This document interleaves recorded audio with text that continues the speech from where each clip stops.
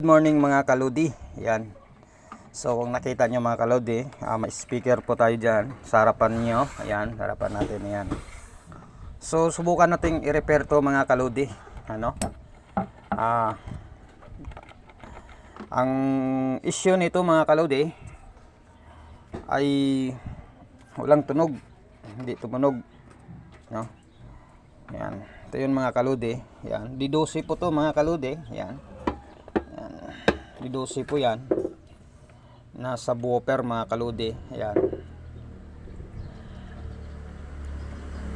Susubukan natin to mga kaludi na i-repair, no? Tapos yan, parang ano na rin, parang sumasabit na mga kaludi. So wala na sa balancer yung kanyang con. So ito yung coil mga kaludi. Ayan. Ito yung coil. Yan. Ito yung ano, ito yung i-balance natin. So mamaya mga kalode, antabayan na lang yung aking next video. So hanggang dito na lang muna mga kalode. Yan. Tinanggal ko na yung kanyang ano, yung dust con. Yan, tinanggal ko na. So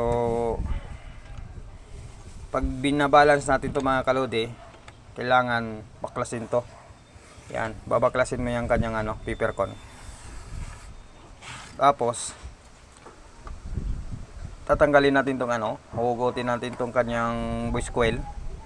Tapos lagyan natin ng balancer para hindi sumasabit or sumasayad. So hanggang dito na lang muna mga kaludi. Yung link Coach Jeeps TV. Bye bye.